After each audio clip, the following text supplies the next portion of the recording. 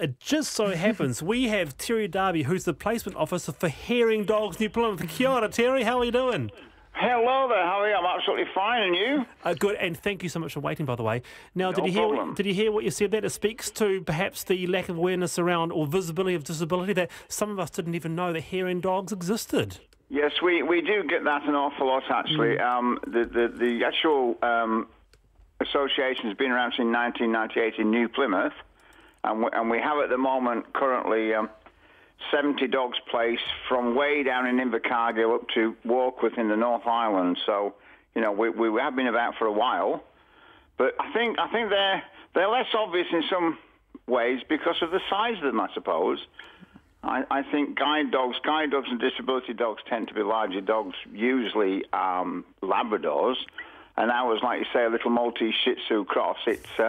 It's much smaller and not as obvious, I suppose. Have you spoken to Valerie since this happened? Is she okay? She was pretty upset by this. Oh, yes, I've seen her. She lives in Fitzroy, which is a little suburb of New Plymouth, and I met with her yesterday at work, and she is genuinely upset about it. One of the hardest things I think that recipients of hearing dogs, or any dog, have, is that is learning to cope that when they go out, that they are actually allowed into places such as restaurants and cafes and bars and on planes and aeroplanes and the rest of it. And I think until they thoroughly get convinced themselves that they are allowed to do this, they worry about it an awful lot.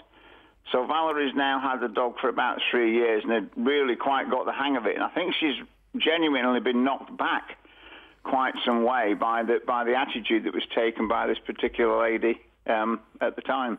Well, thank goodness the eatery apologised, and let's hear more about hearing dogs. Terry Darby, Placement Officer for Hearing Dogs New Plymouth. Terry, thank you for being with us. Oh, you're welcome. You're more than welcome. Now, the panel, 3 minutes to go to the US President Donald Trump's condemnation of the many sides, unquote, of the violence in Charlottesville and Virginia on the weekend didn't cut the mustard for many Americans. This was a couple of days ago. We condemn in the strongest possible terms this egregious display of hatred, bigotry, and violence on many sides. On many sides. And this was overnight. Racism is evil, and those who cause violence in its name are criminals and thugs, including the KKK, neo-Nazis, white supremacists, and other hate groups that are repugnant to everything we hold dear as Americans. Well, we don't have a whole lot of time, but Emma, you find, speaking of repugnant, you find the administration so repugnant you won't even go there. No, well, I've got family in the States who are US citizens, but they're they're brown, they've got Indian descent, and they're frightened at the moment. And it's just come to New Zealand. What do you make of what you see in Charlottesville when you see openly, for the first time in how many years, people openly and proudly waving Nazi flags? It's pretty terrifying, right? Like this is, I guess we've seen it on the fringes of Europe where it kind of has some more recent historical precedent. It's not like America doesn't have an incredibly messed up past, but just to see it now, it's another level again, right, in this year of chaos. Yeah. As always, well, not always because I'm not always here, am I? But Really. On behalf of Jim Moore, what a wonderful panel. Emma Espiner and Duncan Grieve, thank you very much for being on the show this afternoon. Thank you. See you next time.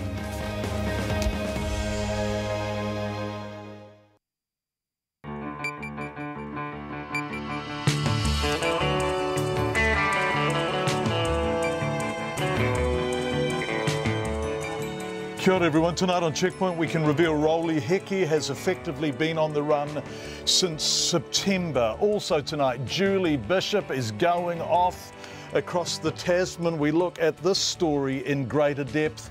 Dunedin's water, a boiling notice has been issued. Why? What is going on? And also in Dunedin, the Southern DHB has released a damning review into the state of its urology services, revealing, well, all the stuff that we've been saying over the past 2 or 3 weeks. We look at it and we speak to their CEO, Chris Fleming, in depth. What has gone wrong, why, and what is going to be done? Checkpoint after the news, which is coming up.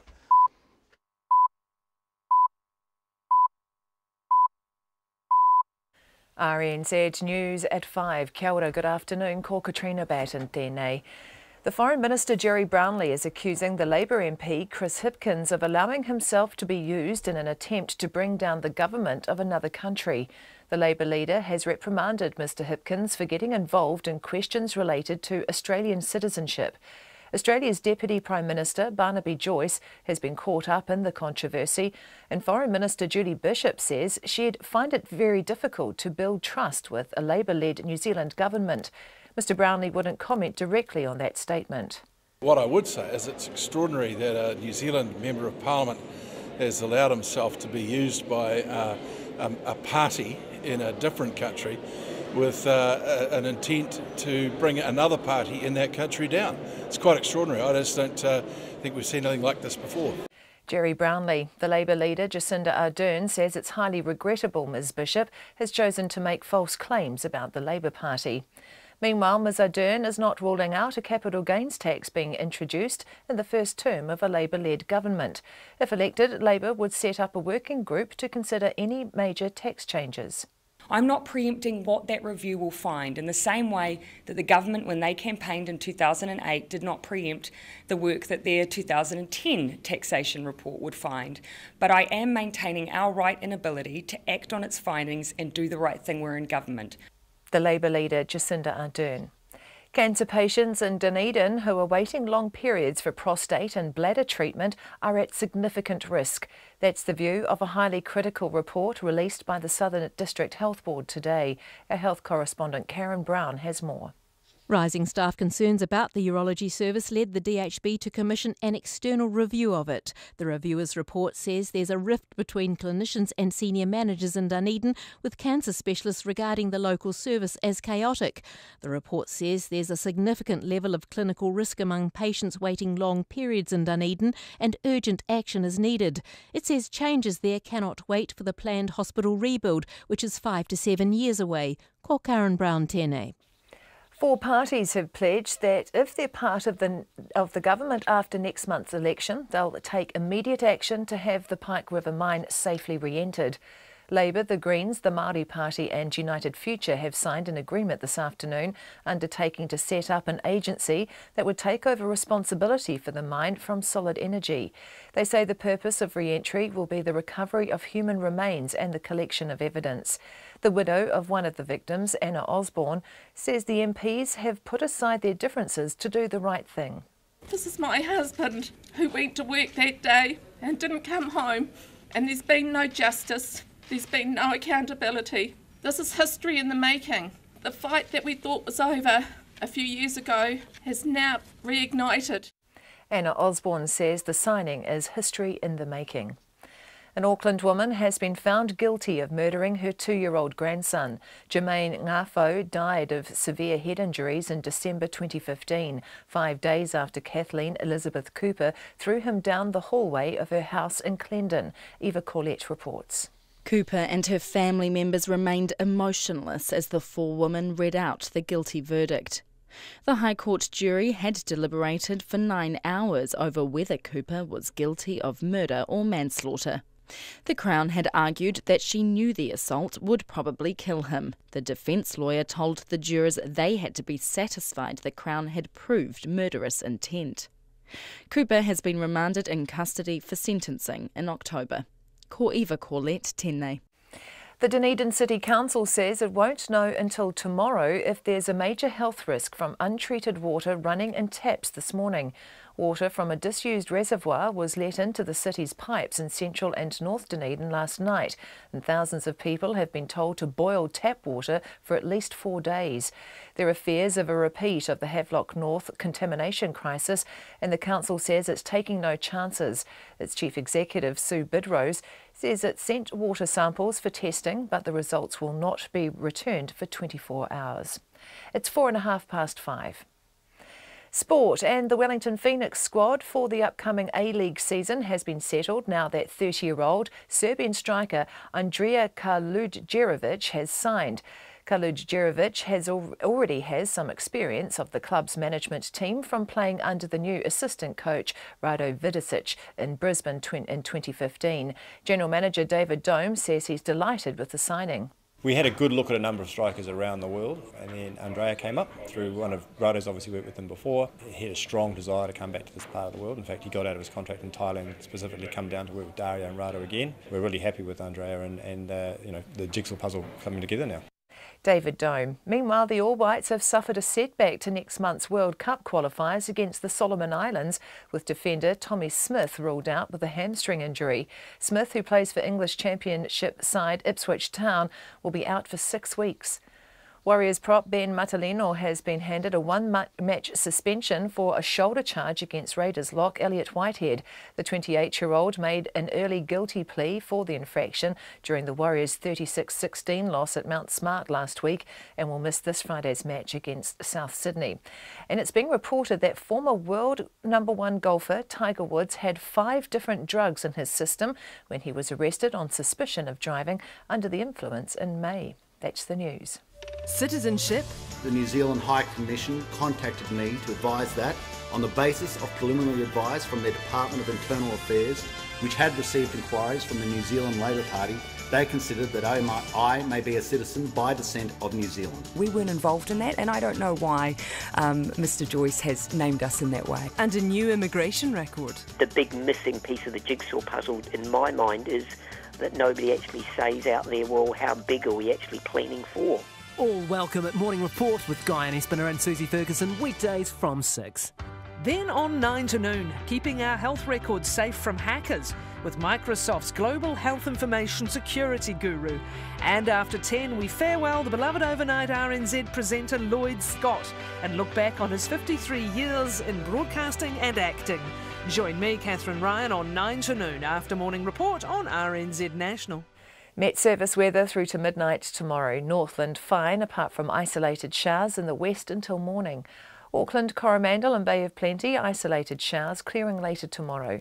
Waikato to Kapiti, including the central high country, showers, some heavy with possible squally thunderstorms tomorrow morning.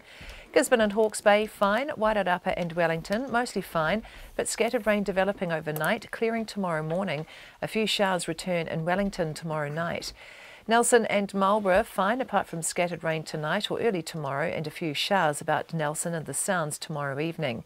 Heavy rain developing about the western ranges of Nelson tomorrow night. Buller, Westland and Fiordland, scattered showers turning to rain, possibly thundery north of Hokitika for a time tonight or early tomorrow. Heavy rain developing tomorrow evening. Canterbury, Otago and Southland, fine, apart from patchy rain about Otago and Southland tomorrow evening. And for the Chatham Islands, occasional showers. It's 5:08 and you're listening to Checkpoint. Thank you very much indeed, Katrina Batten. Coming up on the programme tonight, the Trans-Tasman row over who exactly was responsible for researching the whakapapa of Barnaby Joyce. How Kiwi is he? Who blew the whistle? What was Chris Hipkins doing? And is Julie Bishop auditioning for the TV series Neighbours at War? Also tonight, Dunedin's Water. Ian Telfer asks what's going on and why. And police have just confirmed to Checkpoint that the man named as the Morrinsville gunman, Rolly Hickey, has been at large since last September after cutting off his electronic monitoring bracelet.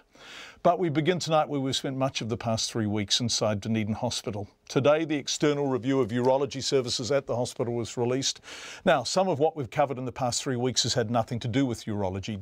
Delays to heart surgery because of insufficient ICU beds. General surgeons only getting 2 operating days a month and much more.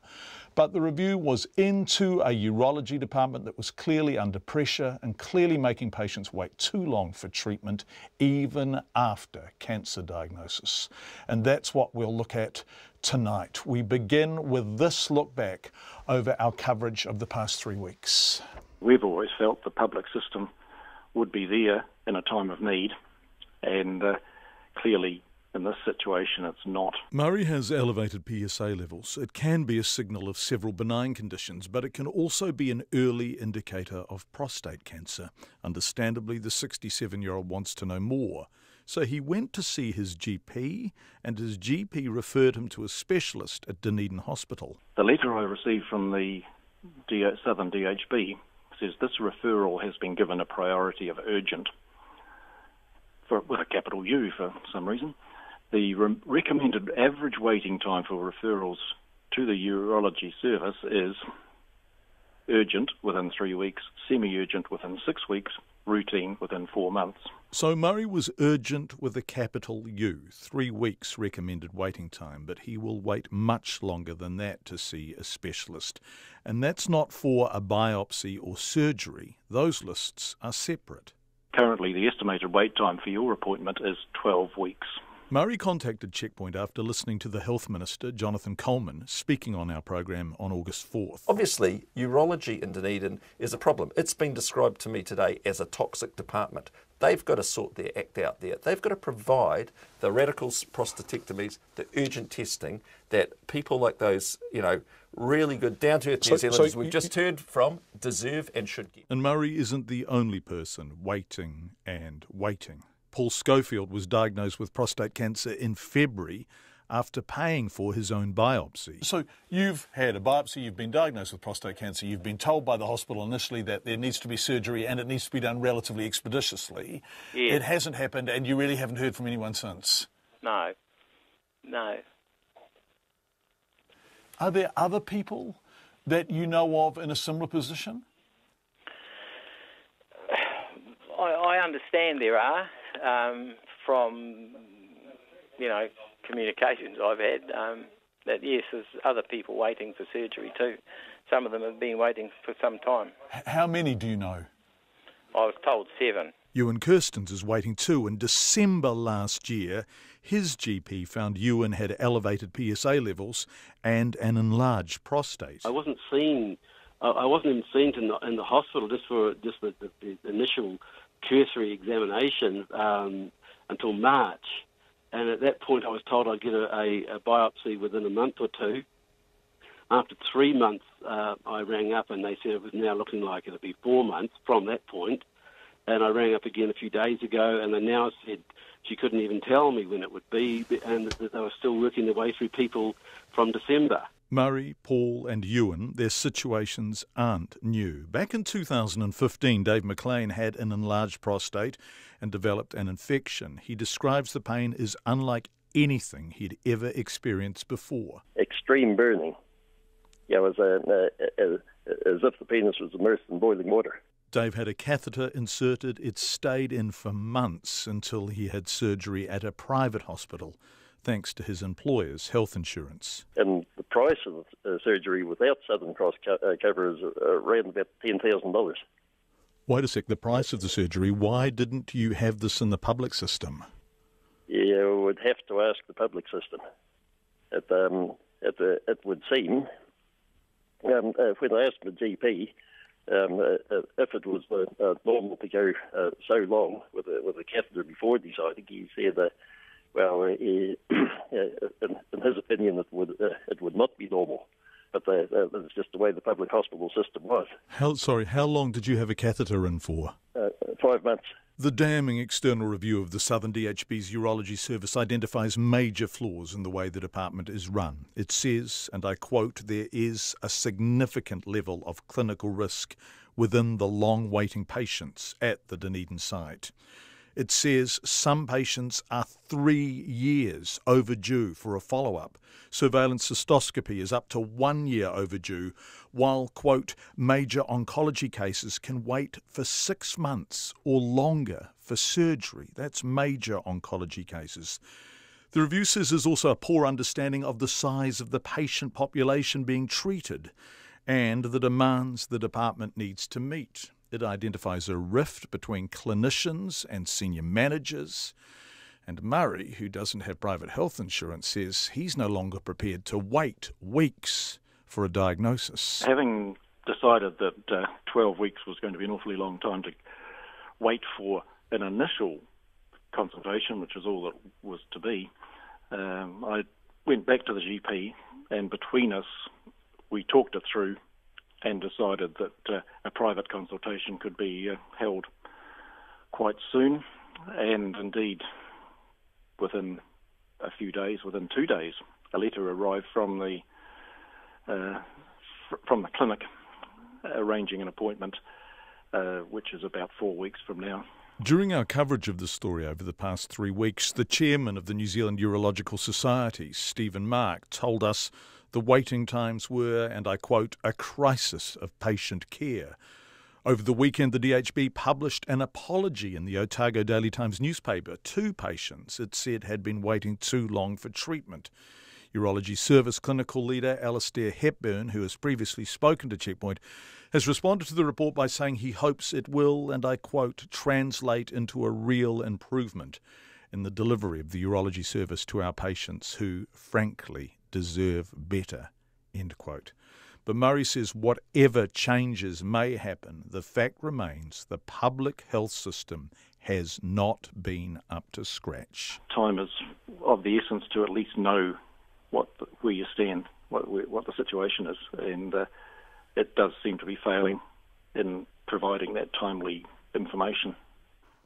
It's Murray, one of the patients who's been waiting for service treatment from the urology department. Throughout the period of our investigation into what was happening at Dunedin Hospital, senior staff members of the Southern DHB have made themselves available to Checkpoint to be interviewed. It was on Checkpoint the DHB first publicly announced the review of urology was underway. That was during an interview with Chris Fleming, the DHB CEO, a fortnight or so ago. And just before we came on air, Chris Fleming joined us again to discuss the review and its key findings and recommendations, including making sure that we've got the right resourcing within the two locations, addressing some critical facility-related issues, and also looking at processes and practices that will improve the flow. Can I ask you some specific questions relating to the review? Thank you.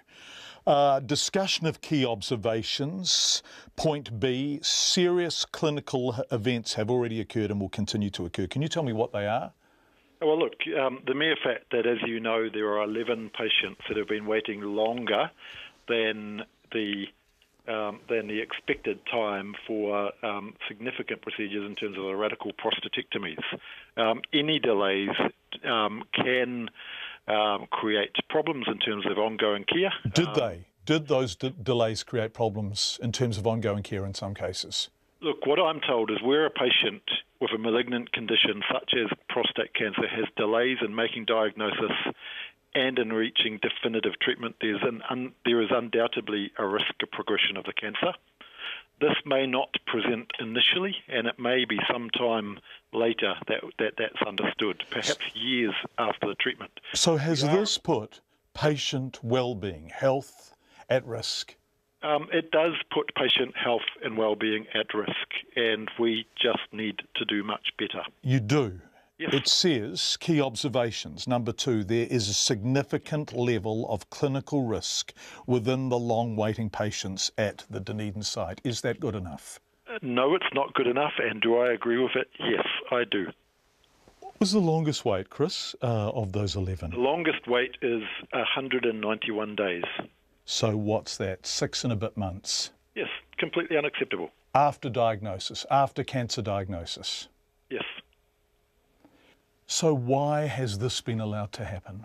Well, I think the review document sets out many of the issues, including the serious difficulties associated with the relationships within, particularly Dunedin. It makes comments about the strained relationships between the urologists and senior management on the Dunedin site, but it also articulates the fact that the two services have run completely separately. I want to pick you up on the relationships, because when the Minister came on Checkpoint, he called the department toxic. Was that fair? There's been a lot of talk about the word toxic, and I'm going to clarify things for you and also for the public.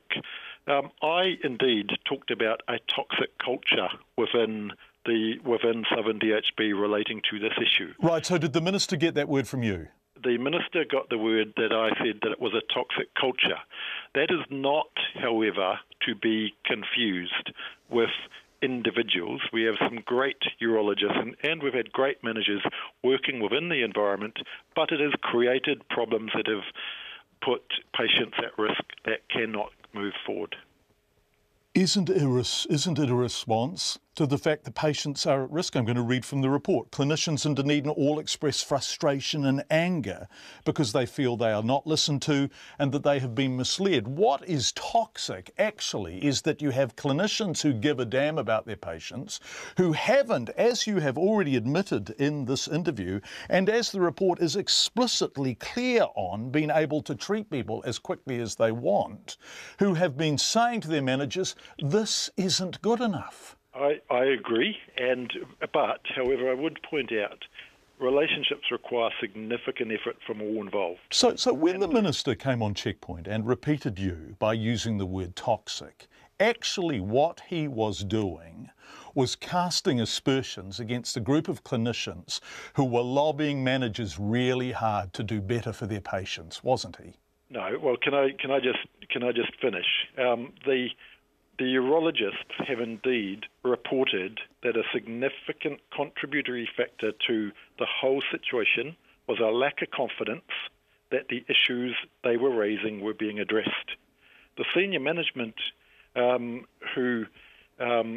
senior management involved, who coincidentally no longer work for Southern DHB, had, however, indicated concerns over the way the service was operating, which they were struggling to get engagement to.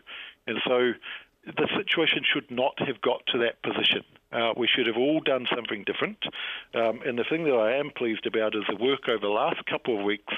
I've met personally with all the urologists that we on both Dunedin and the Invercargill site, and we've committed to the accepting the report, all the recommendations, and we've committed to implementing all of the recommendations as quickly as we can. And if we look at the implementations and the recommendations, urgency is required in the area of outpatient staff deployments, risk management, a clinical nurse specialist. You only have one full-time equivalent position. The review committee believes that is inadequate. Service changes cannot wait for the Dunedin facilities to be rebuilt. You only have inadequate time. The theatre, the review says, a lot of money needs to be spent quickly, doesn't it? Are you going to do that? Look, what I have committed to implementing all the recommendations, including the resourcing issues. When? Addressing the facility issues, which some will be able to be addressed immediately within the existing challenging facilities. Some others will need to take longer term with the rebuild. How much longer? So the rebuild is what, 5 to 7 years away? Yeah, but as I said, some of the facility issues, such as I went and visited, there is a infamous flow room. That's right. And I went and visited it. It needs to be addressed, and it needs to be addressed as quickly as we can, not wait till the redevelopment. Right. In fact, as I recall, it's described as smelling bad, as being almost impossible to use, and very difficult for some people even to access it, right? I am not going to defend that, because that is exactly what it is. But what the review also says, and we're talking about substantive changes, and I know that you were stuck between a rock and a hard place, and you're probably not going to say that. But above you, you have a commissioner appointed by the minister after he sacked the boards to make cost cutting, to cut costs down there, right, to reduce the deficit. You need to spend money. You have a rebuild that is some time away. But if we look at what the report is saying, it says, and I quote, service changes cannot wait for the Dunedin facilities rebuild, as that is at least 5 to 7 years away. Now, you've just told me you're going to implement the recommendations of the report, but you've also told me you can't do so until the rebuild. The report says that's too long. You're making 1 plus 1 equals 3. As I said, we are committed to implementing the resourcing issues, which we will get on to just as quickly as we can, and I will talk about timeframes shortly. We're going to address the facility issues we can, and we are going to look at improvements in processes and practices that were also identified within the review.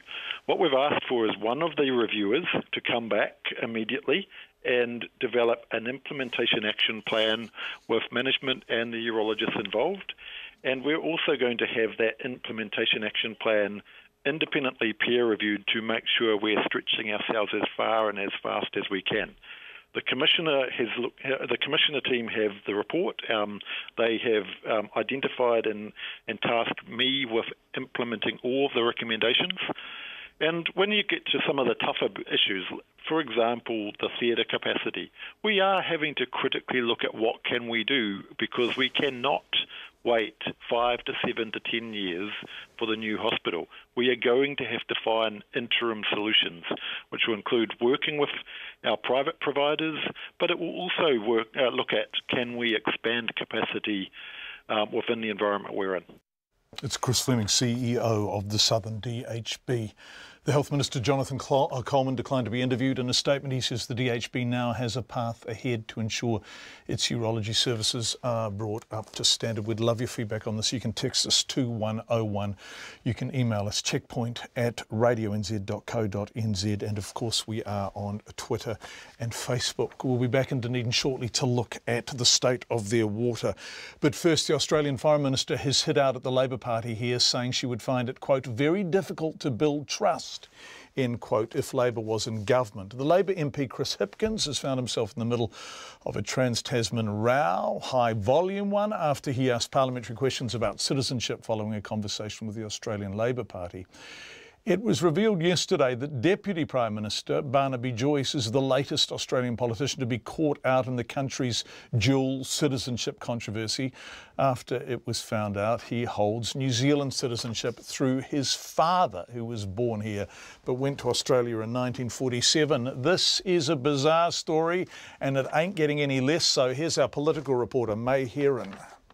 In an extraordinary news conference, Australia's Foreign Minister Julie Bishop told reporters she was sure the New Zealand Labour Party was involved in the Barnaby Joyce controversy. Should there be a change of government, I would find it very hard to build trust with those involved in allegations designed to undermine the Government of Australia. Yesterday, it was revealed Barnaby Joyce was a New Zealand citizen by descent, as his father was born in New Zealand. Australian politicians are not eligible to be elected to Parliament if they hold dual citizenship, a rule that has forced the resignation of 2 senators in recent weeks. Despite media inquiries being well underway before questions by Chris Hipkins were asked, Julie Bishop accused her country's opposition leader of playing a big role. I'm referring to Bill Shorten using a foreign political party to raise questions in a foreign parliament deliberately designed to undermine confidence in the Australian government. The stakes are high for Julie Bishop and her government. If Barnaby Joyce is deemed ineligible and kicked out of Parliament, the Australian government will lose its 1-seat majority, likely triggering an election. Foreign Minister Jerry Brownlee would not comment directly on the statement made by his Australian counterpart, but he had plenty to say about Labour and Chris Hipkins. What I would say is it's extraordinary that a New Zealand Member of Parliament has allowed himself to be used by a party in a different country with an intent to bring another party in that country down. It's quite extraordinary. I just don't think we've seen anything like this before. Chris Hipkins, who is also the shadow leader of the House, became involved in the controversy after he sent written questions to the Internal Affairs Minister. None of his questions named Barnaby Joyce and were instead general questions about New Zealand citizenship laws. Chris Hipkins said he did this after a discussion with a friend who worked with the Australian Labour Party. However, he insists his friend did not ask him to lodge the question and it was not related to Mr Joyce. I was interested in understanding what the New Zealand law was, which is why I asked the written parliamentary question. I had no idea that it was going to have this particular impact on Australian domestic politics. Had I known that, I probably wouldn't have, because I frankly don't want to get involved in it. The Rimutaka MP acknowledges the timing of his questions isn't great, but there is no wider conspiracy. There has been absolutely no collusion between the New Zealand Labour Party and the Australian Labour Party when it comes to the situation the Australian Deputy Prime Minister finds himself in. Earlier, Labour's leader Jacinda Ardern said she did not know about the questions at the time and they were inappropriate. She says Mr Hipkins exercised a lack of judgment. Regardless of what instigated the question being asked, I'm very, very clear. We should not have asked the question. It was not a matter for us to resolve. This afternoon, Ms Ardern released a statement saying Julie Bishop had chosen to make false claims about her party. She is now meeting the Australian High Commissioner to register her disappointment. From Parliament for Checkpoint, May Heron. 5:29, thousands of people in Dunedin must avoid tap water for at least 4 days after untreated water from an old reservoir poured through their taps. The Dunedin City Council declared a drinking water alert this morning, forcing the city's hospital to get in fresh supplies and gear up for a possible influx of sick people. The council is hoping, of course, this won't be a repeat of the Havelock North water contamination crisis, which made 5,000 people sick a year ago, though it won't know for sure until tomorrow. Here's our Otago Southland reporter, Ian Telfer. Dunedin's drinking water alert started ordinarily enough. Otago University student Martha Baird says she got a shock. This morning I got up and just went to go fill up my drink bottle and went to the toilet, and it was all yellow water coming out of the taps and stuff. I thought it was a bit gross, so I just went down to the shop and brought a bottle of water. I just thought it was maybe our flat, and then I went to class this morning and everybody was talking about it. And then the Dunedin City Council received dozens of complaints this morning, and by 10:30 put out a widespread alert for the central city and north end of town. Cafes stopped serving coffee, the dentistry school cancelled appointments, and council staff called rest homes and schools.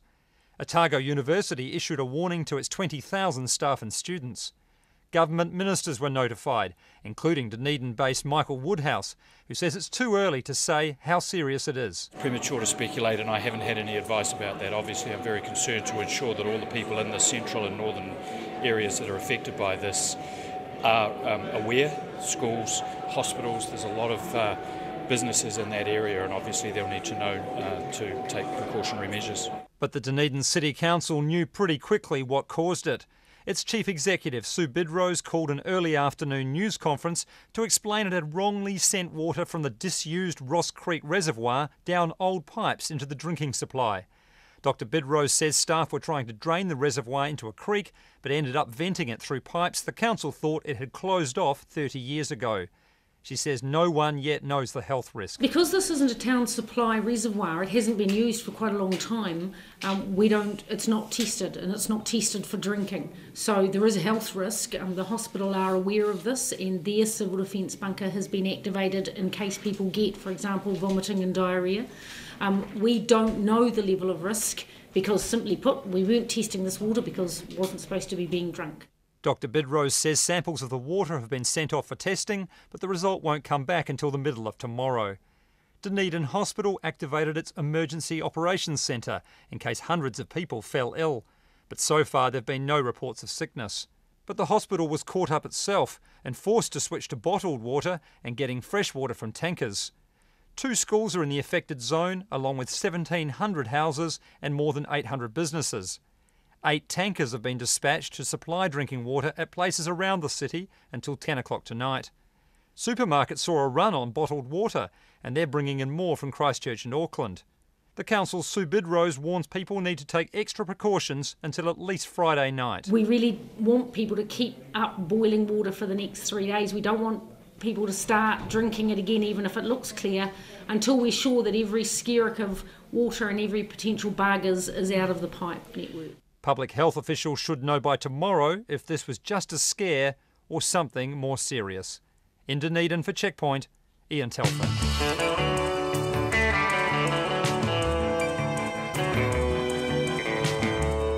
Coming up on Checkpoint, police have just confirmed to us that Morrinsville gunman Rolly Hickey, well, the man named as the Morrinsville gunman, has been at large for almost a year since he cut off his electronic monitoring bracelet last September. Labour Corrections spokesperson Kelvin Davis will join us because the minister won't, and 5 political parties commit to re-entering the Pike River Drift. Nona next with business news, but before all of that, Katrina Batten with the headlines. The Minister of Foreign Affairs, Jerry Brownlee, is accusing Labour's Chris Hipkins of allowing himself to be used in an attempt to bring down the government of another country. Mr Hipkins has been reprimanded by his party leader for asking parliamentary questions about citizenship while Australian media were investigating the citizenship of Australia's Deputy Prime Minister Barnaby Joyce. Meanwhile, Labour is not ruling out a capital gains tax being introduced in the first term of a Labour-led government. If elected, it's promising to set up a working group to consider any major tax changes. Serious problems have been identified with urology services in Dunedin and Invercargill, including significant clinical risks for patients having to wait too long for treatment. The services differ significantly between Dunedin and Invercargill. There's also a rift between clinicians and senior managers and inaccurate information about what's being done and could be done.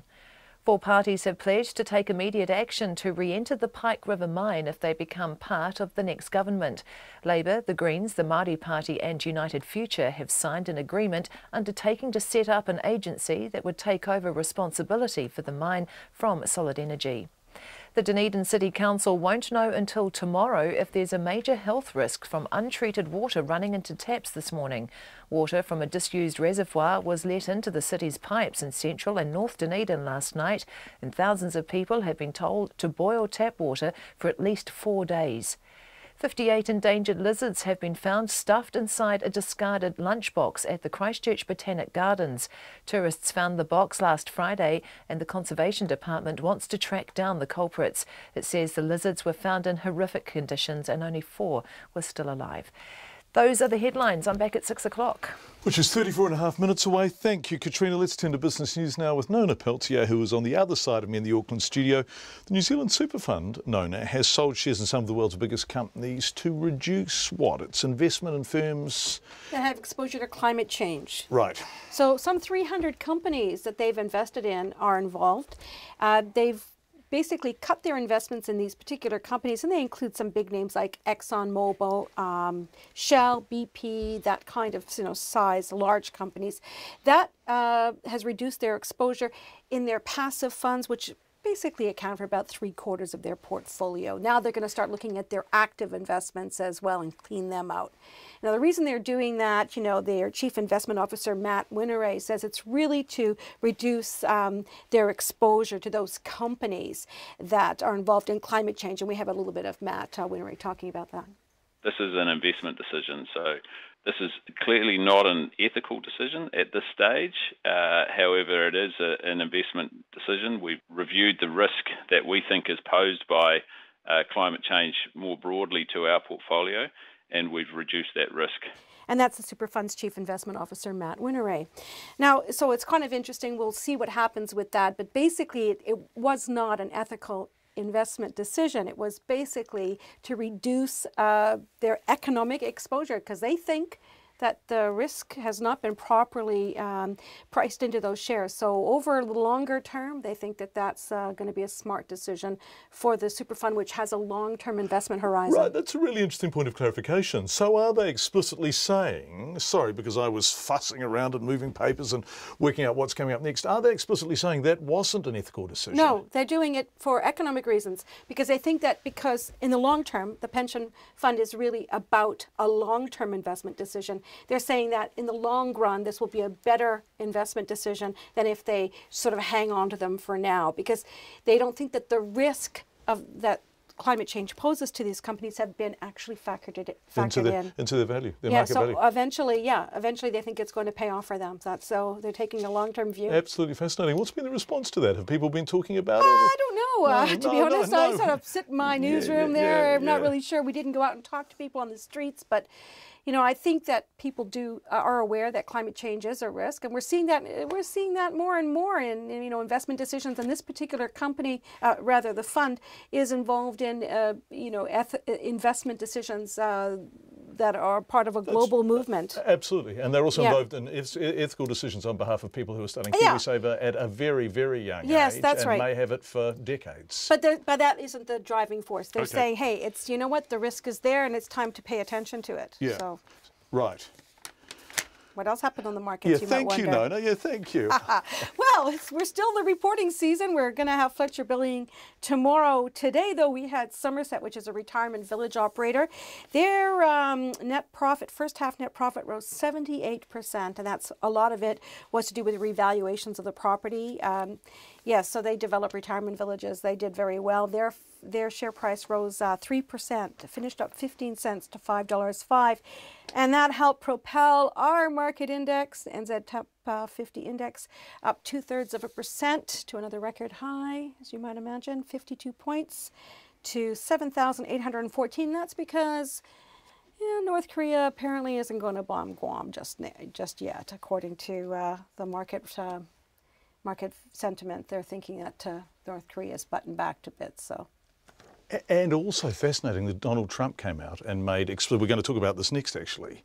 So, boy, there's a lot of tea leaf reading going on in the global markets at the moment, isn't there? There always is. Yeah, there always is. Yeah. Anyways, our dollar all through this all has been steady. It's 73 cents, 92.9 Australian, and 56.3 pence. And no, I should clarify, of course, as you did, but I didn't, that you were talking about the super fund, right? Oh, yes, the New Zealand super fund. Exactly, yeah, thank you. Absolutely. Yeah, thank you. Nona Peltier, thank you so much.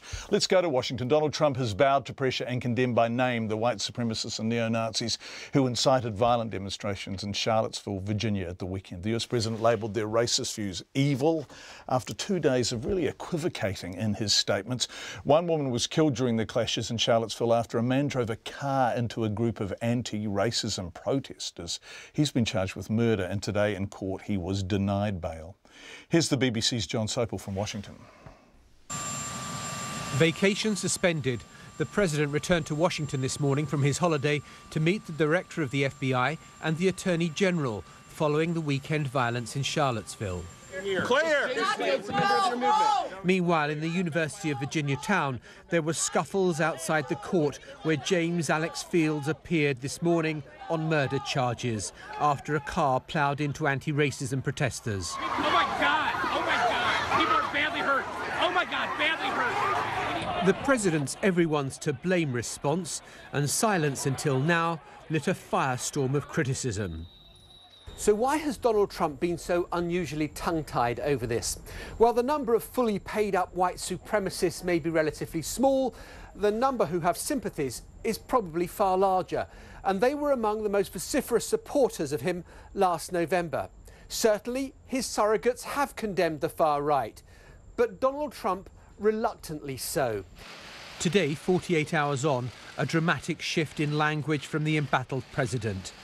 He sounded tense. There was no freewheeling as he gripped the lectern and gripped every word on the auto cue, his eyes barely moving. Racism is evil, and those who cause violence in its name are criminals and thugs, including the KKK, neo-Nazis, white supremacists, and other hate groups that are repugnant to everything we hold dear as Americans. We are a nation founded on the truth that all of us are created equal. We are equal in the eyes of our Creator. We are equal under the law, and we are equal under our Constitution. But this was too little, too late for Ken Frazier. Today, the boss of one of America's pharmaceutical companies resigned from the President's Industry Forum, saying, as CEO of Merck and as a matter of personal conscience, I feel a responsibility to take a stand against intolerance and extremism. Within minutes, Donald Trump fired back at this prominent African-American. Ken Frazier of Merck Pharma has resigned from the President's Manufacturing Council. He'll have more time to lower rip-off drug prices. Mr. President, can you explain why you did not condemn those hate groups by name over the weekend? They've been condemned. They have been condemned. Donald Trump has bent to criticism, something that hasn't happened often. But why it's taken him 2 days to name these groups, well, that question still hangs. That's the BBC's John Sopel reporting from Washington. The families of those who died in the Pike River disaster have hailed today a moral victory after 4 political parties signed a commitment to re-enter the West Coast mine. Labour, the Greens, United Future and the Māori Party signed the agreement with the families of the Pike River victims who want the mine drift investigated to see if any remains can be recovered and to search for evidence. All parties in Parliament, barring National and ACT, are now backing a re-entry, at least of the drift. Here's our political reporter, Craig McCulloch. An emotional triumph for the Pike River families, for Anna Osborne clasping a photo of her late husband, Milton. This is my husband who went to work that day and didn't come home, and there's been no justice, there's been no accountability. This is history in the making. The fight that we thought was over a few years ago has now reignited. Almost a year ago, she and Sonia Rockhouse set up camp near the mine, protesting the government's refusal to send people inside. Today, then, Bernie Monk says, is an historic occasion. Our experts overseas, which are renowned, know that this job can be done. We want our men home. You know that it can be done, and we're going to make it happen. Labour's leader Jacinda Ardern's making Pike River a priority. She says if elected Prime Minister, she'll immediately move to set up an agency to take over responsibility for the mine from Solid Energy. The agency will devise a plan to fully stabilise the drift by the end of 2018, whatever the cost. The members of the public would expect us to do everything within our power. Of course we're going to act responsibly, safety is top of mind, but I don't think you cannot put a price on someone's life and their ability and their family members' ability to have closure. United Futures leader Peter Dunn is one of the last to come to the table. He initially thought nothing more could be done, but has since changed his mind. He says he's become increasingly uneasy as new information's emerged. For me, it's been quite a difficult journey. It pales in comparison, though, to the journey the families have been through. And I cannot imagine for one moment 7 years of anguish, uncertainty, grief, and a sense that no closure has been able to be achieved. The Greens and the Māori Party also added their signatures to the commitment, but New Zealand First's leader Winston Peters isn't signing, even though he's previously pledged to re-enter the mine, even volunteering to go on himself. He says the families deserve better than a stunt. We just need political commitment, and I gave mine a long time ago to the people in Pike River down on the west coast. Back then, the Labour Party was promising a review, remember? And I don't like seeing people using death and misery for political reasons. The National-led government's committed to unmanned entry of the mine with robots, but the minister responsible, Nick Smith, says it won't put more people at risk. No amount of political statements in a pre-election period change the fundamental fact, and that is that getting men into the drift has been deemed by a thorough examination to be unsafe. Dr Smith hopes the unmanned entry will be complete by Christmas. He says Solid Energy is due to wind up in the middle of March next year, at which point the mine's set to be transferred to the Conservation Department to become part of a national park. From Parliament for Checkpoint, Craig McCulloch. Parents in Whanganui are fuming that the city's main after-hours and urgent medical clinic has begun charging a $10 fee for children under 13 who it treats during normal working hours. Parents say it's not always possible to get an appointment with a GP at short notice, and they're being billed for a service that should be free. From Whanganui, here's our reporter Robin Martin. In 2014, the government allocated $90 million over 3 years to extend free medical care to children under 13 years of age, expanding on a policy that already existed for children under 6. But at the beginning of the month, the Whanganui Accident and Medical Clinic began charging $10 for children treated for a medical condition between 8 and 5. Mother of 2, Kylie Logan, says she's outraged.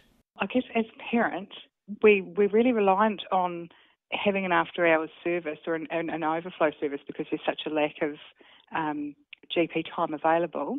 And obviously, if you've got a sick child, that's not tenable. And that, to me, that's the reason why the government has put in place the free healthcare for under 13. The clinic is located at the Whanganui Hospital and shares a reception with its emergency department. It operates between 8 a.m. and 9 p.m, and according to its website, it caters specifically to people without their own GP, people new to Whanganui, and visitors to the city. It's also a preferred ACC provider and acts as a triage for the hospital's emergency department. Ms. Logan says the clinic is popular with parents unable to get to a GP at short notice, and the charge will hit some people very hard. They still attract the same funding for the under 13s that the GPs do, but now they want to charge on top of that. And really that is, in this community, going to be the difference between people taking their child to get the medical attention they need or not, because we don't have the option of going to an ED where it's going to be free. And you can't get into your GP, which would be free. Judith McDonald is the Chief Executive of the Whanganui Regional Health Network and a Director of the clinic. Ms. McDonald says the clinic doesn't get the same level of government funding as GPs for treating under 13s for medical conditions during normal working hours. She says the large number of children turning up this winter had put it under financial pressure. Between the hours of 8 and 5 p.m, we are not funded by anyone for free under 13s. And so we had been taking that hit. So we felt that it was reasonable to create a modest fee of $10. Ms. McDonald says the clinic still offers a free after-hours medical service for under 13s, but it does not want to compete with general practices and recommends families register their children with a GP. We spoke with our GP members and said would they be able to create capacity for either walk-in or same-day appointments for under 13s, given that they were receiving the contract, and they all agreed that while it was busy that they could accommodate that. Whanganui Health and Disability advocate Bronwyn Hughes says the clinic's location at the hospital and its multiple roles is problematic. You know, the community consensus is that it causes confusion, because that's not just advocacy, that's right across the spectrum. The number of times people have to clarify whether or not they're actually going to ED or WAM. Yeah. And the other question we ask is, did you get a bill? If you got a bill, you went to WAM. Ms Hughes says people in Whanganui often needed reminding that the clinic is a private business and has the right to charge, even for children. Every non-government organisation that works with people who are vulnerable, we say to them, unless it is an absolute emergency, go after 9 p.m. Unless you are so unwell you must go, of course. Go after 9 p.m. and then there's nowhere else to send you but emergency department. Ms McDonald says many people were under the false impression they could choose to go to the clinic or the emergency department, and that was not the case. She says the co-location is working well, and while patient traffic at the clinic had increased by 13% over the past year, ED volumes had only increased by 5%, indicating that patients were going to the right services. For Checkpoint, ko Robin Martin Tēnei.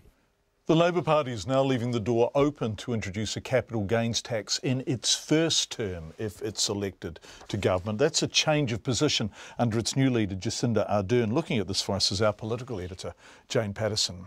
Tax will be a major talking point during the election, in part because National has proposed a $2 billion a year tax cut package that Labour would not adopt. But capital gains tax is now also back on the agenda. When he was leader, Andrew Little dropped the party's capital gains tax policy for houses other than family homes, saying it was too unpopular. But it still would have been considered by a tax working group. Jacinda Ardern is not ruling out a capital gains tax in a first term if that's a recommendation from the group. We don't think there's fairness in our taxation system. We've proposed a review which we hope to hold in government, which we will hold in government. I'm not preempting what that review will find, in the same way that the government, when they campaigned in 2008, did not preempt the work that their 2010 taxation report would find. But I am maintaining our right and ability to act on its findings and do the right thing. We're in government. Ms Ardern says there are parameters the working group would work within, including any capital gains tax excluding the family home. We've set out some expectations, and any government would say that there are particular values and things that it holds important and dear. So it's good that we be clear with that group before we go in what our expectations are. The National Party leader Bill English says voters should not trust what Labour says on tax. Grant Robertson said different things about capital gains tax, that they'll kick it off to a working group, and I think everyone knows that means they'd like to do it but they can't bring themselves to say it. Meanwhile, Bill English has given a strong signal to the Reserve Bank he'd like it to look at whether it's time to lift the home lending restrictions that were put in place to take the heat out of the housing market. The Real Estate Institute called for the bank to take another look at the loan-to-value ratios as property prices cool and sales drop off, particularly in Auckland. The Reserve Bank introduced loan-to-value ratios in 2013, meaning most people wanting a mortgage have to have at least a 20% deposit. Mr English says while the decision's entirely up to the bank, it now has to take into account the state of the housing market. It raises the question of how long they would be there for. It's important that the people who put them in place have thought through the conditions under which they'd remove the LVRs, because ideally they are not a permanent feature of the market. Jacinda Ardern says while she does not support LVRs, she recognises the need for the Reserve Bank to act. Because not enough has been done by the government to ease the pressure on the housing market. So this is something that they've made a decision on because of inaction. Would you like to see them removed? We'd like to see them gone, but we're not going to remove the independence of the Governor of the Reserve Bank. There's also been consultation between the government and the Reserve Bank about lending restrictions based on what people earn. Mr English says there has been a correction in the housing market and he does not believe debt-to-income lending limits are needed at the moment. The Reserve Bank has no comment. From Parliament for Checkpoint, Jane Patterson. North Korea says its leader Kim Jong-un has now received a report from his army on a plan to fire missiles towards the American territory of Guam. It says he will watch the actions of the US for a while longer before making a decision. The ABC's Andrew Green is in Guam and he sent this report. While many locals don't seem overly worried by Pyongyang's latest threats to their home, others are increasingly concerned at the prospect of a looming war, and they're praying and singing for peace. On the side of a busy road, several hundred locals have gathered at a People for Peace rally. Why are we in the middle of this? What are the factors that leads us to become heavily in the national consciousness just because we're a target of nuclear threats? One of the rally organisers is Kenneth Goffikan Cooper. For the longest time, Guam has been absent from the world consciousness, and all of a sudden we are the target of a possible North Korea nuclear attack, and the world's eyes are turned to us. Yes, we are a colony of the United States, in which the United States military owns about 27% of the island. And we want to show that there are 160,000 people who live here. We just don't want to be known as this military base. Last week, when the North Korean regime threatened to launch missiles towards Guam, it nominated the middle of the month as the commencement date for preparations. Locals are now dubbing today, the 15th of August, as D-Day, meaning an attack could happen any time. Kenneth Goffikan Cooper hopes that's not the case. So what we want to show the world is that the people who live here, who call this place home, we want peace. You know, a lot of our grandparents went through brutal occupation by the Japanese during World War II, right? Because we were once again forced into the middle of a large conflict. We don't want that to repeat itself in any future generation. Despite the concerns, Guam's governor says so far there's no need to raise the security threat level. Dog lovers in the Bay of Islands are threatening civil disobedience over new bylaws they say are anti-dog. The Far North District Council wants to limit dog numbers and the place they can be exercised to protect bird life. Lois Williams reports. If dogs run free, why not we? The council's been working for months on new bylaws that would keep dogs off a number of beaches around Russell, Opua and Waitangi.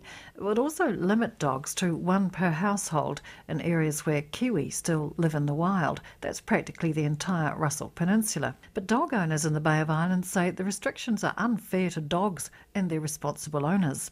Kerry Malloy says the council seems not to care how much people love their dogs and it's ignoring their value.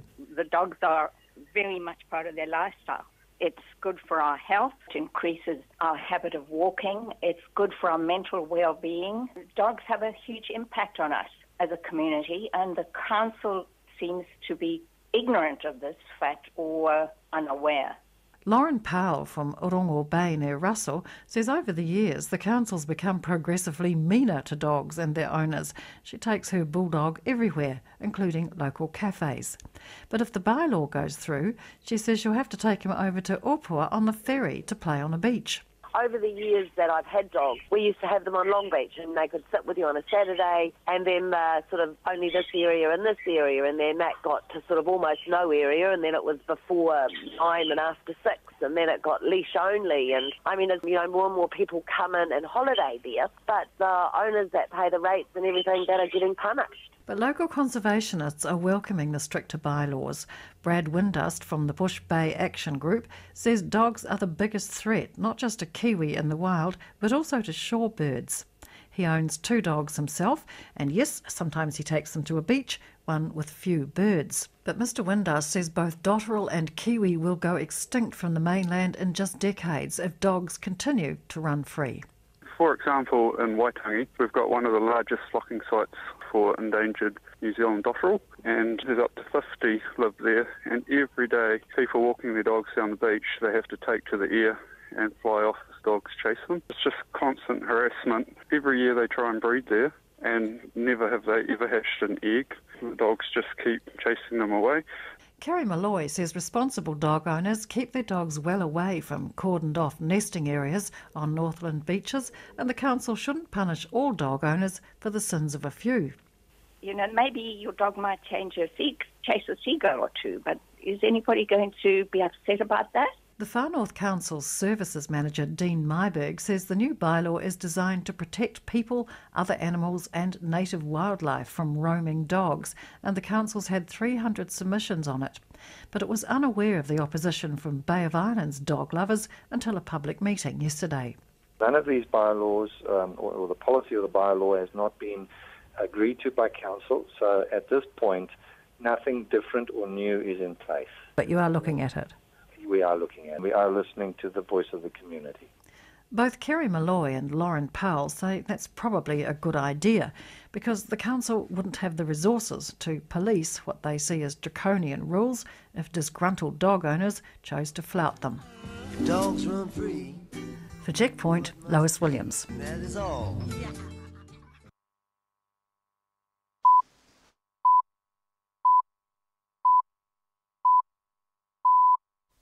RNZ News at 6. Ngā mihi nui, good evening, ko Katrina Batanaho.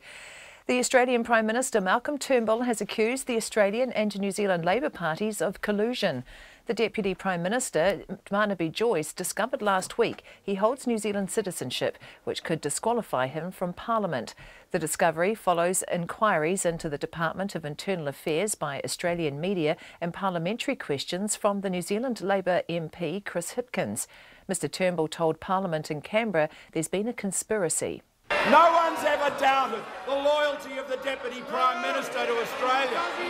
But what about the Leader of the Opposition? Conspiring with the Labor Party of New Zealand to undermine the government of Australia.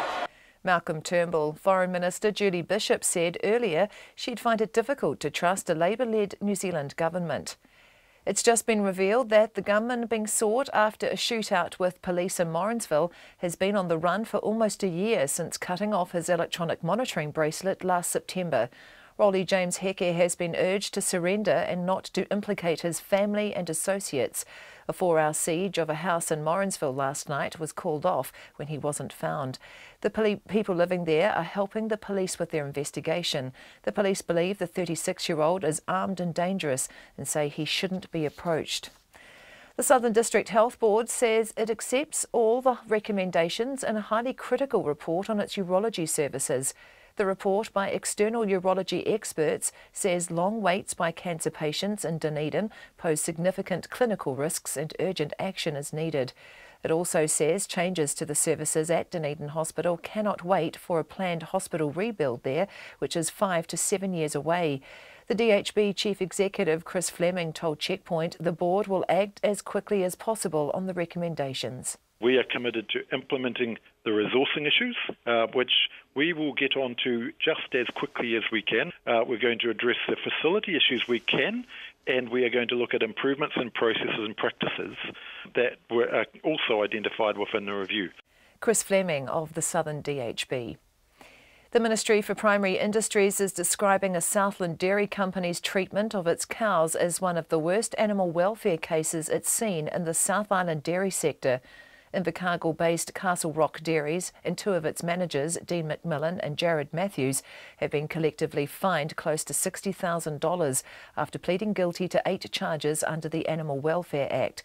The 2 managers have been ordered to do 275 hours community service.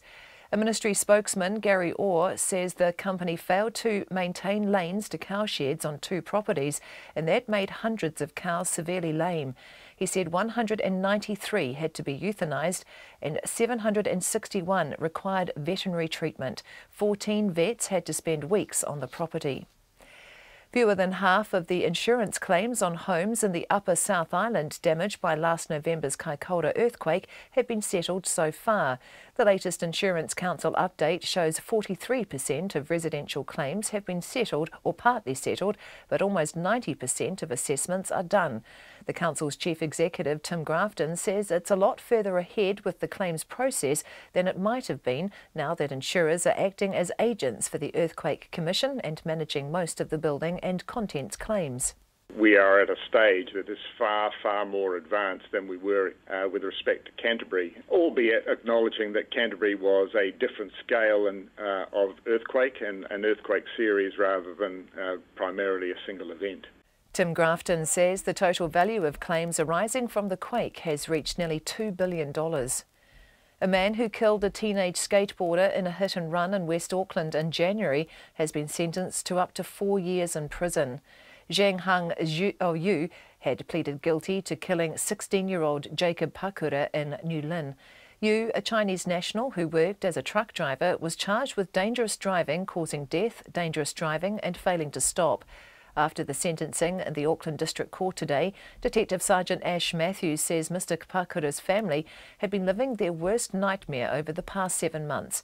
He said that with the help of the Waitakere community in the investigation was outstanding and led to Yu's arrest. Yu is also disqualified from driving for 4 years. It's almost 6:05. In sport, Wallabies coach Michael Cheika says the demise of the Western Force is heartbreaking for fans and the club, but it won't distract players in their bid to win back rugby's Bledisloe Cup. Cheika has 6 Western Force players in his squad for Saturday's test against the All Blacks, and he says they're all focused on the Cup, but also determined that the Force will stay in Super Rugby. Western Force and Wallabies lock Adam Coleman says the fight is far from over. I personally think the fight's not over yet.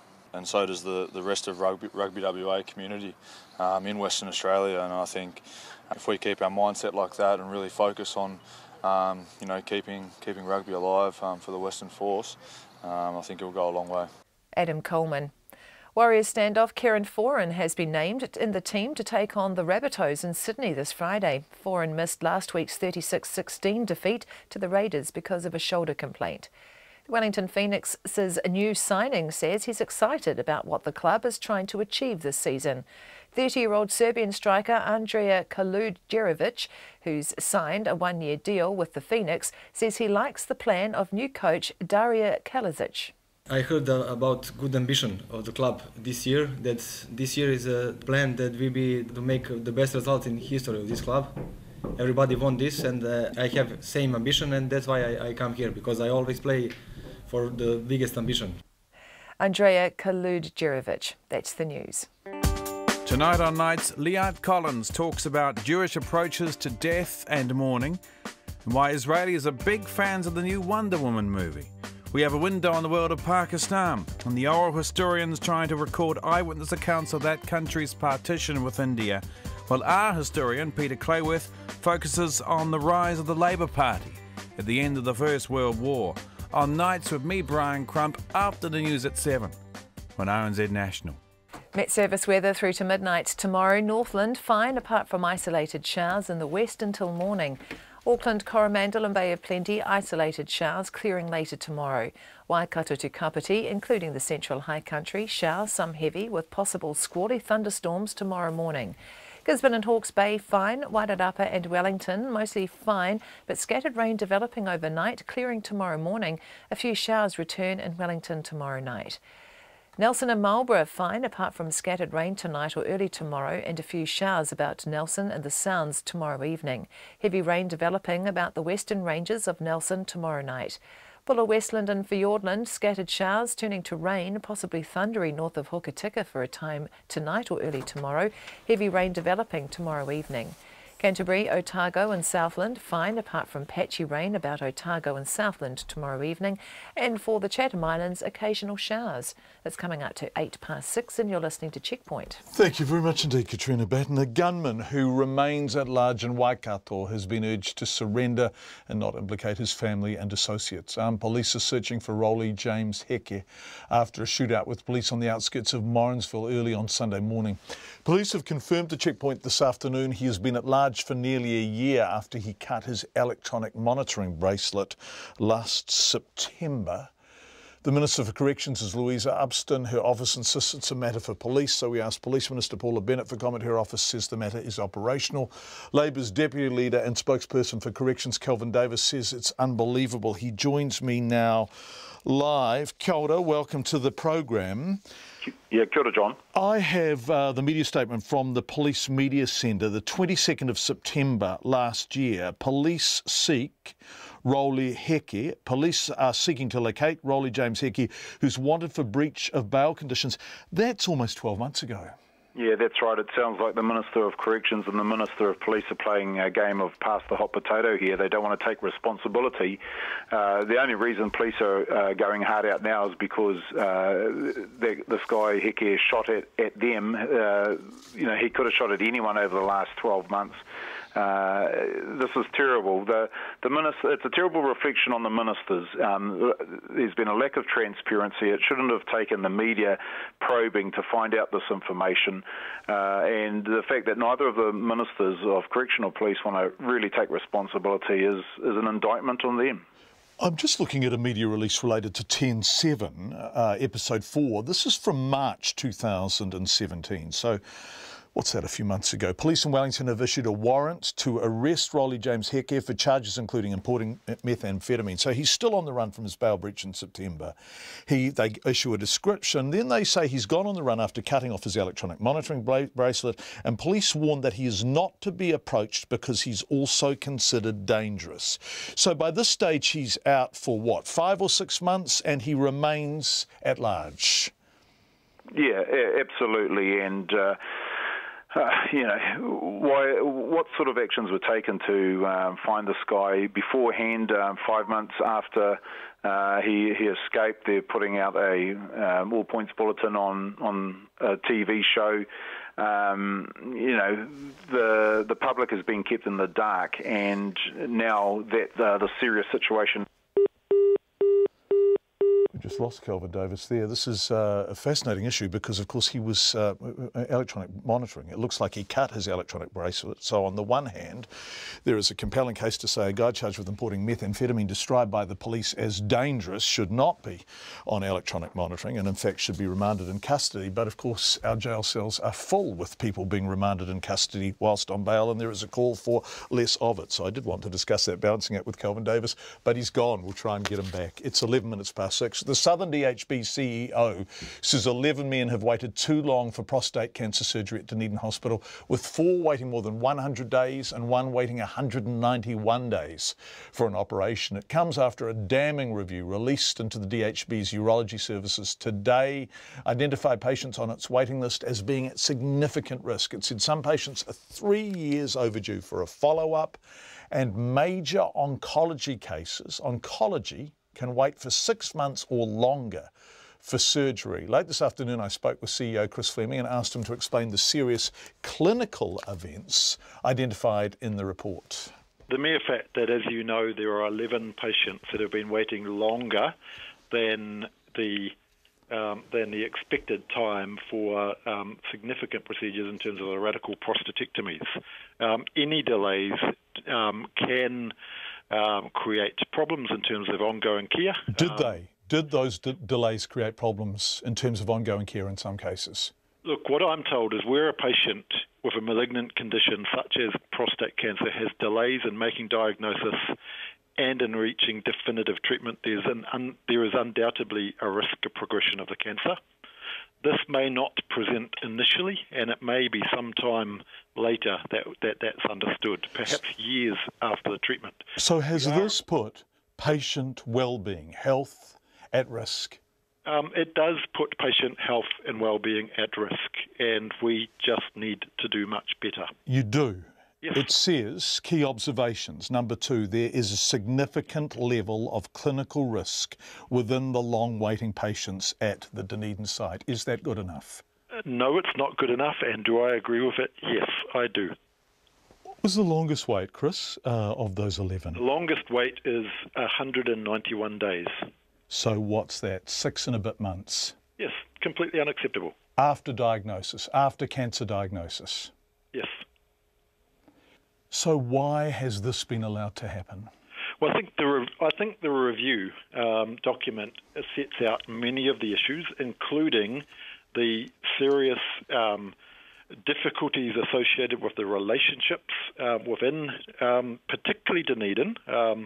It makes comments about the strained relationships between the urologists and senior management on the Dunedin site, but it also articulates the fact that the two services have run completely separately. I want to pick you up on the relationships, because when the Minister came on Checkpoint, he called the department toxic. Was that fair? There's been a lot of talk about the word toxic, and I'm going to clarify things for you and also for the public. I indeed talked about a toxic culture within Southern DHB relating to this issue. Right, so did the Minister get that word from you? The Minister got the word that I said that it was a toxic culture. That is not, however, to be confused with individuals. We have some great urologists and we've had great managers working within the environment, but it has created problems that have put patients at risk that cannot move forward. Chris Fleming, who was the CEO of the Southern DHB. That's a shorter version of the interview we ran after 5 o'clock this evening, which is now available online. The Anglican Church is... I've got some feedback on that. And lots of it tonight, and let's put it in now. Hi, John, I'm one of the lucky ones with a low-grade cancer after 7 months. I paid for my own biopsy, cost $1,000, and I'm now waiting for an MRI to see what enlargement I have. So far, waiting 8 months, and Tony has capitalised that, and I think if you'd been waiting 8 months, you might well do the same thing. I can't afford to pay, so have to wait, and I'm not even on the list. I live in Dunedin. Tony, we'll be in touch with you. Thank you. Jay asks, I wonder how many deaths the mismanagement of the DHB has caused. These patients, another listener says, should take class action against Southern DHB. This might be the only thing that makes things move with the DHBs. The whole DHB system needs a radical overhaul. And another John says, hi John, I just don't understand these hospital boards. Presumably they hire an expert to run the hospital, who in turn, it seems, hire another expert to tell them what to do. Shouldn't they just hire the second expert to run the hospital? Thank you for your feedback, a lot of it, and we're hearing a lot from patients, and we will be in touch with you. The Anglican Church has thrown the government a curveball over the future of Christchurch's cathedral. It's now proposing gifting it to the government, handing to it responsibilities for the $104 million restoration of the city's most famous building. While placing the cathedral in public hands would be novel, it would not be unprecedented, as our Christchurch reporter Conan Young reports. The option to wash its hands of the cathedral was put forward by the Anglican Church yesterday and will go to a vote at a meeting of its synod in 4 weeks. It would involve the building ceasing to be used as a church apart from at Christmas and Easter. It comes on top of 2 existing options, including building a new cathedral or fully restoring it. The Christchurch Rebuild Minister, Nikki Wagner, says she's open to discussing the church's latest offer, but wants to do this before the synod votes on the matter in September so that members can make an informed decision. Look, I'm pleased that the Bishop and the Church Property Trust see the importance of making a decision at the synod and the fact that they're being creative about what the options are. While she's keeping an open mind, the minister says shifting ownership to the government would result in the cathedral losing its symbolism. Well, I certainly think it would lose some of its symbolic centre of our city. Our city was built on an Anglican settlement, and the church and the cathedral are inextricably linked. One of those wanting to restore the building, Philip Burden, says many Anglicans, including himself, would be sad to see the church cut its ties with the building. It is probably the most significant Anglican building in the country. It represents the aspirations and or the more idealistic expectations of the founders of the Canterbury settlement. So how much of a financial burden would the cathedral represent for the government if it was gifted it by the church? The $104 million restoration plan already involves it chipping in $25 million, with the bulk of the cost, $42 million, being paid out of the church's insurance payout. A church spokesperson says if the cathedral was gifted to the government, then the $42 million would be up for discussion as part of any negotiations. Philip Burden begs to differ and says the insurance money must be spent on the cathedral. That has been affirmed by the Supreme Court. There is no way a judicial finding of that nature can be, of course, overruled.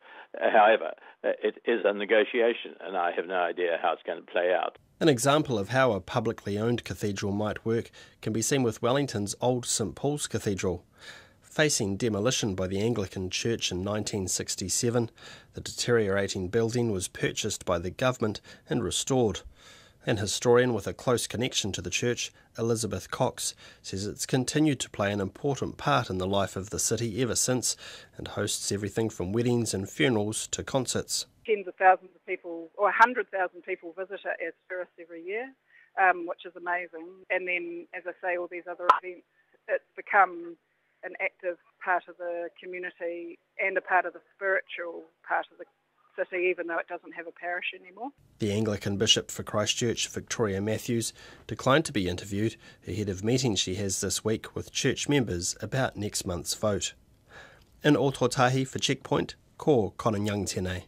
And obviously we will keep an eye on developments there. A 3-year survey has found bullying is rife in some primary schools, with more than 40% of children at some schools being bullied at least once a week. The Wellbeing at School survey covered children and teachers at nearly 200 primary and secondary schools between 2013 and 2016. Our education correspondent, John Gerritsen, filed this report. At Mount Cook School in Wellington, pupils were shocked to learn that nearly half the students at some primary schools are being bullied every week. That's really surprising. I think I'm quite surprised to hear that lots of people are being bullied. School is definitely somewhere where you go for your whole childhood, so it's really important for no bullying or feeling like you're part of the community in school. It's really important that you feel like you belong. They say their school takes bullying seriously, and it's unusual because the principal Sandra McCullum and teachers help build a real sense of community. At our school there's hardly any bullying because it gets stopped so fast. Sandy tries to make people feel like they're a part of a big community at school, so bullying isn't as much of a problem as it might be at other schools. It's rare that bullying happens in the school, but when it does, all the teachers they get to the bottom of it really quickly. It's really serious. Sandra McCullum says developing a positive culture helps to reduce bullying, but it requires constant attention. She says it's critical children feel safe and happy at school. Children can't learn if you're in an environment where you don't feel safe and you don't feel welcome and you don't feel as though you belong. So if you haven't got all those fundamentals in place and there's even a small degree to which a child feels uncomfortable, it makes it really difficult for any learning to happen, and that's what we're about, is about teaching and learning. The Centre for Educational Research runs the Wellbeing at School survey for the Education Ministry. Senior researcher Sally Boyd says New Zealand schools have high rates of bullying compared to other countries. I think the international studies show that we do. We rate quite highly. We have quite high rates of bullying. And we also have quite high rates of family violence. So I think what all the data shows us is that we do have an issue with aggression and violence in New Zealand, and we need to do something about it. But Sally Boyd says the survey shows schools can do something about it. Overall, 15% of children reported weekly bullying, but at some schools the rate was as low as 2%. There are some schools that are doing really well at deterring bullying behaviour at their schools, and then there's other schools that have some work to do. What we found was that what teachers did in the classroom was more important for well-being, but what happened at the school-wide level, school-wide practices, were more important for deterring bullying behaviour. Sally Boyd says effective school-wide measures include good leadership and support for students, as well as making sure there are specific policies for dealing with bullying. For Checkpoint, John Gerritsen. 22 minutes past 6. Fewer than half of the insurance claims on homes in the Upper South Island damaged by last November's Kaikoura earthquake have been settled so far. However, the Insurance Council figures show almost 90% of affected properties have been assessed. Some homeowners in Ward, which is a small rural town in southern Marlborough, which was badly hit by the quake and has been hit by many aftershocks, have endured the winter with makeshift heating, while others have cut their losses in order to move on. Here's our reporter from the region, Tracy Neal. Earlier this year, Marlborough grape grower Ross Ward was in bad shape. He and his wife were living in a horse truck after their 1930s Ward cottage was written off by the 7.8 magnitude quake. They're now living in a sleep-out while watching the walls go up on their new home after accepting a settlement offer. We accepted what insurance offered. I thought it was a sort of a nominated value, but took into account the fact that Christchurch is still arguing if we didn't, and we have the new house build is being lined at the moment. Ross Ward says they've had to extend their mortgage to help pay for what will be a comfortable but not extravagant house. The Insurance Council says the total value of claims arising from the quake has now reached almost $2 billion. Chief Executive Tim Grafton says the bulk of them are for commercial properties in Wellington, with the damage extending well beyond the Upper South Island. Priority was given to the most damaged residential properties and most vulnerable properties, and those were in the Upper South Island. So 86% have been assessed there, which is way ahead of other parts of New Zealand affected by the 14th of November earthquake. Mr Grafton says 43% of residential claims have been settled or partially settled. He says part settlement might cover an initial payout for things like home heating. Ward homeowner Candy Callaghan says their fireplace was put back in and cracks in the walls blocked halfway through winter. She's among those still waiting for final settlement. I have had an assessment done on my home, but I'm yet to hear anything further. So I haven't had a scope of work yet.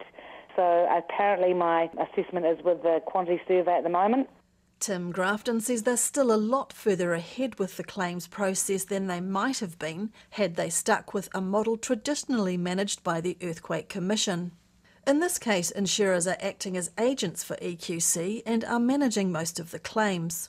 Mr Grafton says the more streamlined process will set the direction for future claims assessment. So if you are dealing with your own insurer, then you deal solely with them.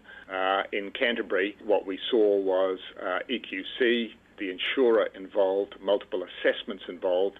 Mr Grafton says the council is confident most people will receive a settlement offer by the end of the year. Back in Ward, Candy Callaghan and her young children hope that will be the case. Fingers crossed that's true, and I have faith that by the end of the year, so that's going to be 1 year plus on from the 14 November earthquake, that everyone's been assessed and there was actually an offer on the table. And Ross Ward says the decision to settle has helped with his emotional recovery from the quake. Time's a healer. Still get very nervous with aftershocks. Yeah, no, definitely better. And every day is a new day. He and his wife hope to celebrate Christmas in their new home. For Checkpoint, Tracy Neal. We've been looking at length tonight at the urology report, the report into the urology department at the Dunedin Hospital in the Southern DHB. We've been looking at the Southern DHB a lot over the past 2 or 3 weeks. Not just urology, by the way, orthopaedics, of course, delays to heart surgery because of a lack of ICU beds for post-operative care. We've been having a lot of feedback. Every night we cover this story, but this is an email that's just come in. My husband was diagnosed with prostate cancer with a PSA level of 20 in early January 2017, so this year, having had his biopsy on the 20th of December. He was told not to look at going private as there were things in place and would likely have his op soon. He then got an appointment with the anaesthetist on the 26th of Jan, then on the 31st he had an appointment for his aftercare. All was looking like it was moving along great until we heard no more, so phoned on the 16th of March to be told he was 7th in line and would just have to be patient. Now remember, he's been diagnosed with prostate cancer in January. Leaving him quite upset, I decided to phone the next week to see what was going on and maybe find out how long he would expect to wait. To be told plans had fallen through and not to expect anything to happen anytime soon. This left him distraught. So I decided to phone his doctor and see if we could get things moving, and if need be to go out of town and pay for it ourselves. Within the week it was all arranged. His operation was booked in at Southern Cross Christchurch with all the extras booked in as well, MRI, EG, which we were told we had to wait 32 weeks for in Dunedin. At the cost of $37,000, his op was completed on the 31st of March, and with a short stay in Christchurch we were home next week. In early July we received a phone call from the Southern DHB letting him know his prostate op was coming soon. He told them to take him off the list as he'd already had the op. Then on the 27th of July we received a letter again from the Southern DHB saying he had an appointment for his MRI on the 23rd of August, still with no mention of the operation. Luckily for us, we'd the money put aside for retirement and we were able to use it to save his life. After living and working in Dunedin all his life and having no other hospital visits or operations when we needed them, they let us down. We still feel very bitter about it. But at the end of the day, the most important thing is I still have my husband. No thanks to our local hospital. We've received so much feedback like that. We're going to end tonight with Taylor Swift, who has won a sexual assault case against a former radio DJ who was accused of groping her in 2013. After a week-long trial, a jury in the American state of Colorado ruled in Swift's favour. It's a nutty old case. The BBC's Peter Bowes has been following it. A high-profile trial pitting one of the world's most recognisable pop stars against a local DJ. When David Muller from Denver lost his job, he blamed Taylor Swift for ruining his career. The singer's mother and manager had contacted his radio station bosses to report that he'd groped the singer at a photo shoot. He sued Swift for $3 million. She countersued for the assault, which she described in court as a very long grab under her skirt. It was a very shocking thing, she said, that she'd never experienced before. Last week, the judge threw out Mr. Muller's lawsuit, saying the DJ hadn't shown that Swift personally set out to have him fired. But her case against him continued, and the jury sided with the pop star. She had been assaulted, and in keeping with her wishes, Mr. Muller was ordered to pay $1 in damages.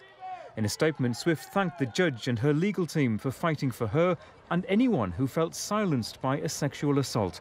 She said she wanted to help those whose voices should also be heard. It gives courage and inspiration to all people, not just women, but to all people, to have the courage to draw lines and to know where those lines are, the lines of mutual respect between people.